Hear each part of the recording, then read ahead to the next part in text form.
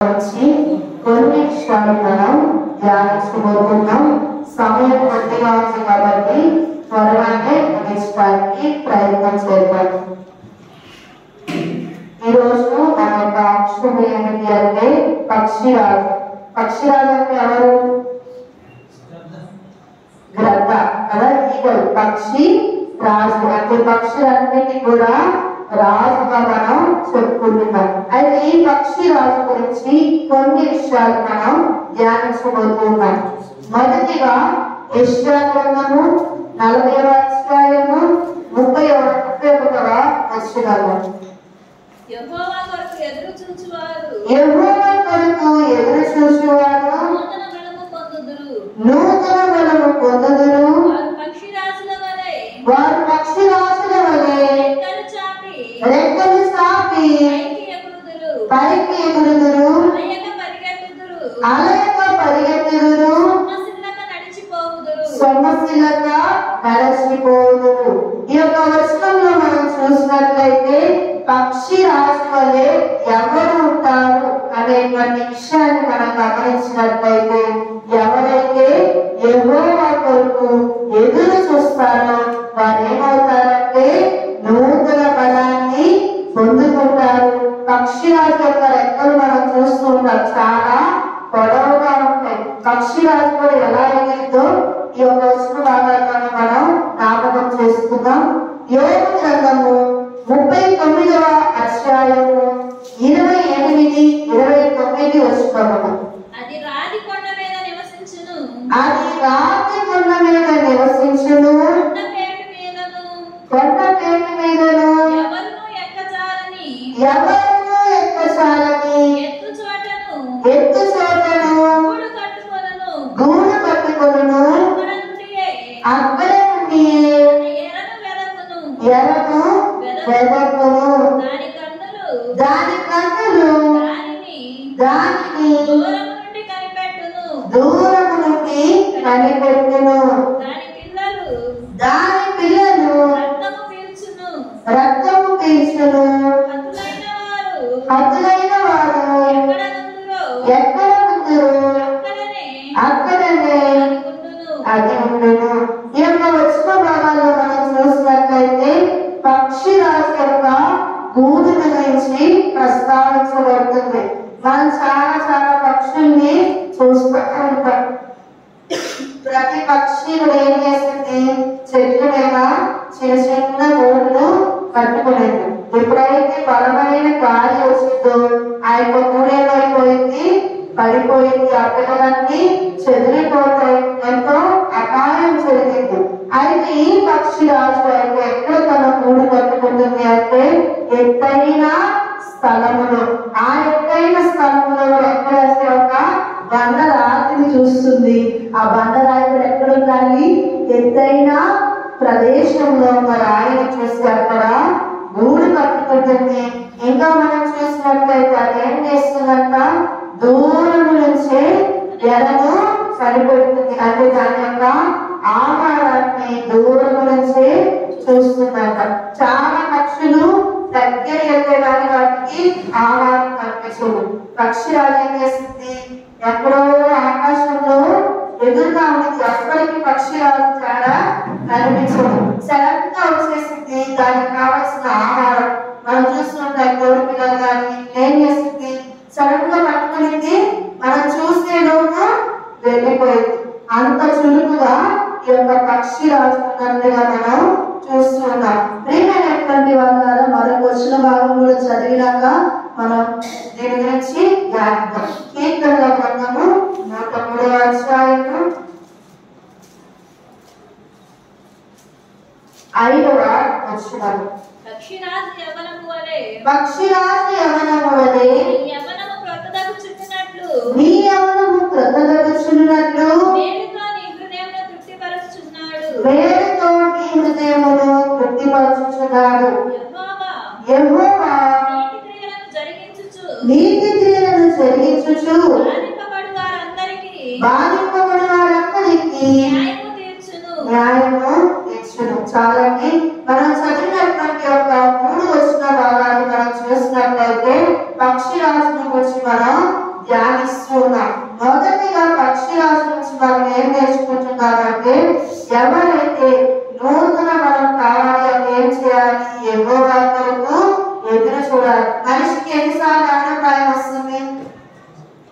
ఎన్నిసార్లు వస్తుంది ఎవరు ఒక్కసారి కదా. ఎన్ని ఇయర్స్ నుంచి ఎన్ని ఇయర్స్ వరకు యవనస్తులు, టీనేజ్ నుంచి 50 ఇయర్స్ వరకు యవనస్తులుగా తీసుకుని అక్కడ నుంచి మధ్య వయసు ఇంకా వృద్ధాప్యానికి వెళ్ళిపోతారు. అప్పుడున్న బలము కానీ శక్తి కానీ మళ్ళీ వస్తుందా అంటే రాదు. కానీ ఈ యొక్క పక్షి రాజుకి ఏమవుతుంది అంటే దాని యొక్క బలము మళ్ళా వస్తుంది. కానీ ఆ పక్షి రాజు ఏం చేయాలంటే ఆ బలాన్ని మళ్ళీ పొందుకోవాలంటే ఆశావాసిగా వస్తుందా రాదు. ఆ పక్షి రాజుకి ఒకవేళ జీవిత కాలం 70 సంవత్సరాలు ఉందనుకోండి, ఆ పక్షి రాజుకి ఏమైందంటే ఒక 30-40 సంవత్సరాలు అయ్యేసరికి తనకున్నటువంటి రెక్కలు లేకపోతే తనకున్నటువంటి ఈకలే ఆ పక్షి రాజుకి ఆటంకాలుగా మారిపోతాయి. తన ముక్కే తనకి ఇబ్బందికరంగా మారిపోతుంది. ముందరికి ఆహారాన్ని తీసుకొని తినగలుగుతుంది కానీ ఆ యొక్క ముక్కు పెద్దదైపోయినప్పుడు ఒక్కరుగా అయిపోతుంది. అప్పుడు ఆహారాన్ని తీసుకోలేము. అదేవిధంగా ఆ యొక్క లెక్కలు ఎక్కడానికి ఎంతో ఉపయోగపడే లెక్కలు ఏమవుతాయంటే దానికి ఆ యొక్క వయసు వచ్చినప్పుడు ఆ లెక్కలు చాలా పొడవుగా అయిపోయి ఎగరలేక పోతుంది. అయితే ఎంతో ప్రయాసపడి ఆ పక్షి రాజు ఏం చేస్తుంది అంటే కొన్ని దినాలు ఎవ్వరికి కూడా కనిపించదు. ఎందుకని అది ఎగరలేదు, ఆహారము తినలేదు. కొన్ని రోజులు అది ఆ గుడిలోనే ఉంటుంది. తినడానికి ఆహారము ఉండదు, స్వేచ్ఛగా ఎగరలేదు. అయితే ఆ రోజుల్లో ఆ పక్షిరాజు ఏం చేస్తుంది అంటే తనకి ఏదైతే అడ్డుగా ఉన్నాయో వాటిని తొలగించుకునే ప్రయత్నం చేస్తుంది. ఎంత కష్టమో కదా. మనకున్న గోరు లేకపోతే మనకున్న ఫింగర్ మనం తీసుకోవాలంటే ఎంత కష్టం ఉంటుంది.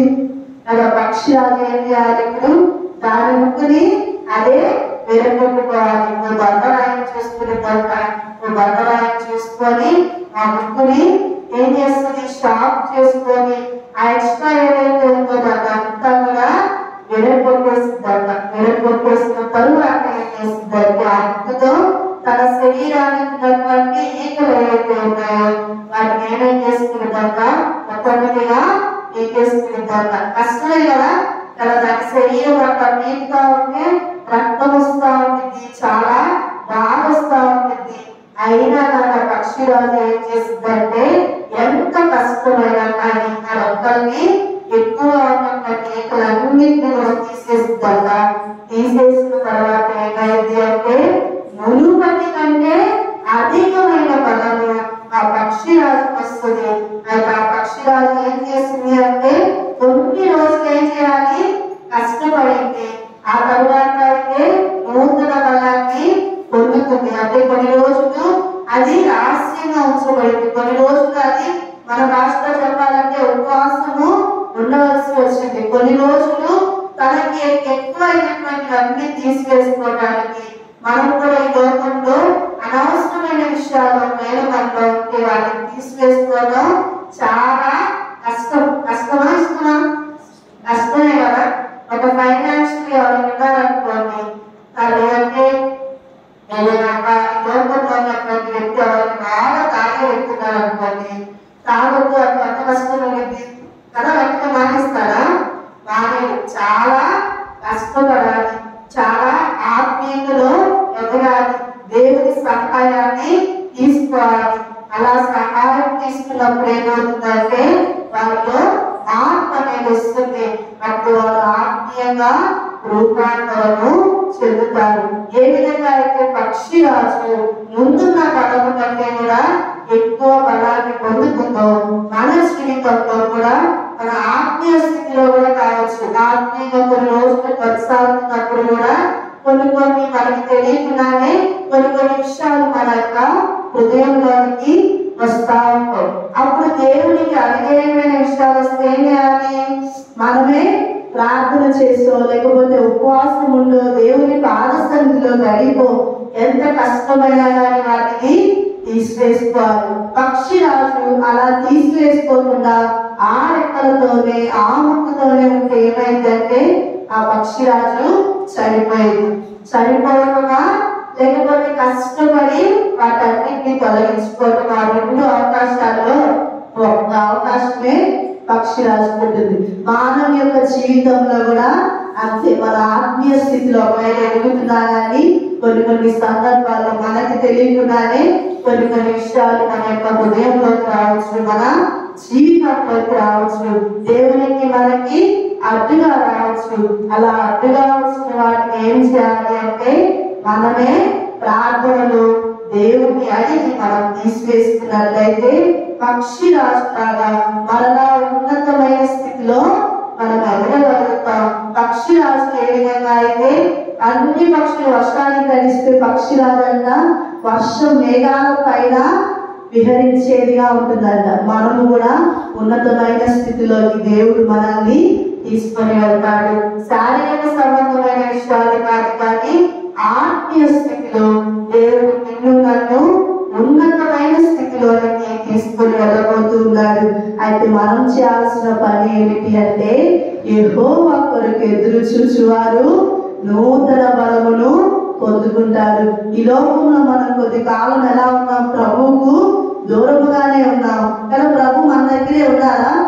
కదా, ఆయన శరీర రీతిగా కొద్ది కాలం దూరముగానే ఉన్నాం. కాబట్టి మన శరీరముతో చేసేవన్నీ మంచిదే గాని చెడ్డదే గాని ఆ తీర్పులోకి వస్తుంది. ఆ విషయం మనం జ్ఞాపకం ఉంచుకొని దేవుని కొరకు ఎదురు చూస్తూ నూతన బలాన్ని పొందుకొని పక్షిరాజు అనే మనం ఉన్నతమైన ఆలోచన కలిగి ఎత్తైన స్థలంలో. పక్షిరాజుకి ఆధారం ఏమిటి అంటే ఒక బండ. మనందరికీ ఆధారం ఏంటి అంటే మన ప్రభు యేసు క్రీస్తు వారు బండగా ఒక ఆధారముగా కనిపిస్తూ ఉన్నారు. కాబట్టి మన జీవితంలో కూడా మన నివాస స్థలాన్ని మన జీవితాన్ని ఆ యొక్క బండ మీద కట్టుకొని ఆత్మీయ స్థితిలో ముందుకు మనం కొనసాగాల్సినటువంటి వారిగా ఉన్నట్లుగా ప్రభు మనకి తెలియజేస్తున్నారు. పక్షిరాజు గురించి నేను కొన్ని విషయాలు తెలియజేసి ముగిస్తాను. పక్షిరాజులో ఉండేటువంటి క్వాలిఫికేషన్స్ ఏంటి అంటే పక్షిరాజు చూడటానికి బిగ్గరగా లేకపోతే ఒక ఆకారంగా కూడా పెద్దదిగా మనకి కనిపిస్తుంది. రెండవదిగా పక్షిరాజులో ఉన్నటువంటి అనుభవం ఏమిటంటే అది కొన్ని సందర్భాల్లో ఒంటరిగా ఉంటుంది. అదేవిధంగా పక్షిరాజులో ఉన్నటువంటి మరొక శ్రేష్టమైన విషయం ఏమిటి అంటే ఆ పక్షిరాజు ఏం చేస్తుంది అంటే తన జీవితం అంతలో ఒక జీవిత భాగస్వామినే కలిగి ఉంటుంది. తన జీవిత భాగస్వామి లేకపోతే అది కూడా ఒంటరిగానే ఉండి చనిపోతుంది. ఇంకా పక్షిరాజుని గురించినటువంటి ఏ విషయాలు నేను మీకు తెలియజేస్తాను. పక్షిరాజులో ఉన్నటువంటి క్వాలిఫికేషన్ ఏమిటి అంటే నిజాయితీ, హానెస్టీ అండ్ ట్రూత్. పక్షిరాజు అబద్ధాలు చెప్పదు, నిజాయితీగా పక్షిరాజు కనిపిస్తుంది. అదేవిధంగా పక్షిరాజులో ఉన్నటువంటి ఇంకొక విషయం ఏమిటి అంటే మెజెస్టీ, రాజరికానికి పక్షిరాజు ఒక గురుతుగా మనకి కనిపిస్తుంది. పక్షులకి జంతువులకి రాజు గారు ఎవరిచ్చారు? మీరు ఎవరిచ్చారు? అవి చేసేటువంటి పనులను బట్టి దేవుడు మనుషులు మనమే వాటికి బిరుదిచ్చాం. అయితే ఆ పక్షిరాజు కూడా ఒక రాజరికానికి గుర్తుగా మనకి కనిపిస్తుంది. అదేవిధంగా పక్షిరాజు దేనికి సాదృశ్యం అంటే స్ట్రెంత్, బలానికి సాదృశ్యం. బలముగా అది ఎగురుతుంది, బలము కలిగి ఉంటుంది. పక్షిరాజులో ఉన్న మరొక క్వాలిఫికేషన్ ఏంటి అంటే కరేజ్, ధైర్యాన్ని కలిగి ఉంటుంది. పక్షిరాజుకి చాలా ధైర్యం. అదేవిధంగా పక్షిరాజులో ఉన్నటువంటి మరొక విషయం ఏమిటి అంటే విజ్డమ్, జ్ఞానాన్ని కలిగి ఉంటుంది. పక్షిరాజులో ఉన్నటువంటి మరొక లక్షణం శక్తి, పవర్. అది దేనికి నిదర్శనంగా కనబడుతుందంటే దాని శక్తిని అంతా కూడా అది ఉపయోగించేదిగా ఉంటుంది. చివరిగా పక్షిరాజులో ఉన్నటువంటి అతి ప్రాముఖ్యమైన విషయం ఏంటి అంటే ఫ్రీడమ్ ఉన్నటువంటి బర్డ్ ఏదైనా ఉంది అంటే పక్షిరాజు స్వేచ్ఛను కలిగి ఉంటుంది. కానీ దాని స్వేచ్ఛగా అది దుర్వినియోగము చేసుకోదు. మనం కూడా పక్షిరాజుగా నిజాయితీ కలిగిన వారిగా, నిజము మాట్లాడే వారిగా ఉండాలి. రాజులైనా యాజక సమూహముగా ఉండాలి. ఆత్మీయ స్థితిలో బలముగా ఉండాలి. కొన్ని బలహీన సమయాలు వచ్చినప్పుడు ధైర్యంగా మనం ముందుకు కొనసాగాలి. ఆత్మ సంబంధమైన జ్ఞానాన్ని మనం కలిగి ఉండాలి. శక్తి అంటే మన యొక్క జీవితంలో ఏముండాలి? ప్రార్థన మనందరికీ శక్తి అయింది. కాబట్టి మనం శక్తిని కలిగి ఉండాలి. చివరిగా స్వేచ్ఛ గురించి మనం చూసినట్లయితే పరిశుద్ధత మన బైబిల్లో చెప్పబడుతుంది. అన్నీ చేయగలిగినవే కానీ ప్రతి కూడా ఆలోచించి చేయాలి. అన్ని చేయడానికి ప్రతి మనిషికి కూడా అధికారం ఉంది. పాపం చేయడానికి అధికారం ఉంది. పరిశుద్ధులుగా ఉండటానికి మన చేతిలోనే ఉంది. కానీ మనం ఏమి చేసినా అది తీర్పు దినంలోనికి వస్తుంది అని మనం జ్ఞాపకం చేసుకోవాలి. ఈ పక్షి రాజు మన ప్రభు యేసుక్రీస్తు వారి యొక్క సాదృశ్యం. యేసుక్రీస్తు వారి యొక్క రూపాంతర అనుభవానికి సాదృశ్యం. ఆయన ఏ విధంగా అయితే లోకంలో జీవించాడు, ఒక పక్షి రాజు ఏ విధంగా అయితే రాజకీయానికి గుర్తు, మన ప్రభు యేసుక్రీస్తు వారు కూడా పక్షి రాజు వలె ఉన్నతమైన ఆలోచనలు కలిగినటువంటి వారు. అయితే మనం చేయాల్సిన పని ఏమిటి అంటే మనం క్రీస్తు వలె ఉండుటకు అన్ని విషయాల్లో మనం ఎదగాలి. ఎప్పుడైతే క్రీస్తు స్వరూపంలోకి మార్చబడతామో మన జీవితం ఎలా ఉంటుంది అంటే పక్షి రాజు యొక్క జీవితం ముందున్న జీవితం కంటే తర్వాత జీవితం ఇంకా బలముగా ఆనందంగా గడుపుతుంది. కాబట్టి ఆత్మీయ స్థితిలో మనము కూడా అదే విధంగా ఉండాలి. ఈ యొక్క విజ్ఞాపన దినంలో ఒకవేళ మనలో ఏమైనా బలహీనతలు ఉన్నాయేమో మనల్ని మనమే పరీక్షించుకోవాలి. ఎవరు పరీక్షించాలి? ఎవరు పరీక్షించాలి? మనల్ని మనమే పరీక్షించుకోవాలి. మనం ఏం చేస్తున్నామో ఎవరికి తెలిసింది? మనకి తెలిసింది. చాలా మంది ఏం చేస్తారంటే చిన్న జోక్ అనుకోండి, వైఫ్ హస్బెండ్ ఇద్దరు ఉన్నారనుకోండి, ఈ మధ్య అంత వాక్యాల్లో వాళ్ళ గురించి ఎక్కువ చెప్తా ఉంటారు కదా భార్య కానిది భర్త కానిది అని దాని గురించి ఎక్కువ వాక్యాలు చెప్తే భార్య ఏమనిది? నీ గురించే వింటున్నావా అని భర్త అనిది. భర్త ఏమంటాడు? నా గురించి కాదు వేయాలన్న నీ గురించే. అంటే వాక్యం ఏంటి? వాళ్ళు తీసుకోవాల్సింది ఏంటి? భార్య ఏమనుకోవాలి? నా గురించే చెప్తున్నారేమో పరీక్షించుకోవాలి. భర్త ఏమనుకోవాలి? నా గురించేమో అని పరీక్షించుకోవాలి. కానీ చాలా సందర్భాల్లో ఏం చేస్తారంటే తనను తాను పరీక్షించుకోమని దేవుని యొక్క వాక్యం దేవుడు తెలియజేస్తుంటే పక్కన వాళ్ళని పరీక్షిస్తూ ఉంటారు. కాబట్టి ప్రియమైనటువంటి వాళ్ళ జ్ఞాపన దినంలో మనం ఈ యొక్క వారంటారు ప్రయాసకరమైన కార్యాలను చేస్తామేమో మనం తెలిసి కావచ్చు, తెలియకుండా కావచ్చు. మానవులుగా సహజంగా ఏం జరుగుతుంది అంటే అనేక సందర్భాల్లో మనం కూడా లోకంలో కలిసిపోయేటువంటి సందర్భాలు ఉంటాయి. ఎందుకని మనం ఎక్కడున్నాం? లోకంలోనే ఉన్నాం. కాబట్టి చిన్న చిన్న విషయాలు అంటే దేవుడితో సహవాసం చేయకపోవడం, లేకపోతే ఏదైనా గబాల్లో ఎవరైనా ఒక మాట అంటాం, ఇట్లాగా చాలా పొరపాట్లు చాలా చిన్న కాపాడుతాయి. వాటన్నిటిని మనం పరీక్షించుకొని ప్రభు సన్నిధిలో ఒప్పుకొని రేపటికి పరిశుద్ధమైనటువంటి హృదయాలు కలిగి పూర్ణ ఆత్మతో, పూర్ణ శక్తితో, పూర్ణ మనస్సుతో ప్రభుని మనం ఆరాధించవలసిందిగా నేను మీకు తెలియజేస్తున్నాను. ప్రార్థన చేసుకున్నాను. మహోన్నతులైన తండ్రి, సర్వోన్నతులైన మా దేవ, మీకే స్తుతులు స్తోత్రాలు చెల్లిస్తున్నాం తండ్రి. తండ్రి కొద్ది సమయంలో మీ యొక్క వాక్యాన్ని ధ్యానించుకోవడానికి తెచ్చుకున్న కృపను బట్టి మీకు స్తోత్రాలు. నా యొక్క జీవితంలో నేను పక్షి రాజులోనే ఉన్నతమైన ఆలోచనలు కలిగి ముందుకు కొనసాగే కృపను అనుగ్రహించండి. చేసిన సంఘాన్ని పరిశుద్ధంగా దీవించండి, ఆశీర్వదించండి. రేపటి దినానికి తండ్రి సంసిద్ధం చేయండి. పరిశుద్ధంగా మిమ్మల్ని ఆరాధించేదిగా పునరుద్ధానము తండ్రి. అందరూ కూడా తండ్రి పెద్దల కంటే వచ్చి మిమ్మల్ని స్తుతించడానికి మీ కృపను అనుగ్రహించండి. రక్షించబడిన బిడ్డలను దీవించండి, ఆశీర్వదించండి. రక్షణ లేని ప్రతి బిడ్డకు రక్షణ, మారు మనసు, పాపక్షమ దయచేయమని మీరే తోడుగా ఉండమని మిమ్మల్ని ఆరాధించి కనపరిచే కృపను మా అందరికీ అనుగ్రహించమని, చేయవలసిన బిడ్డను దీవించండి, రావాల్సిన బిడ్డను సంసిద్ధం చేయమని త్వరలో రానైన యేసుక్రీస్తు వారి యొక్క నామములో ప్రార్థించి అడిగి వేడుకుంటున్నాము తండ్రి. ఆమేన్. అందరికీ వందనాలు. Praise the Lord. Hallelujah. Hallelujah. చక్కని వాక్యం విన్నాం. దేవుడు మనల్ని ప్రేమించి మనకి దేవుడు చక్కని సందేశాన్ని దేవుడు దయచేస్తుంది. దేవుని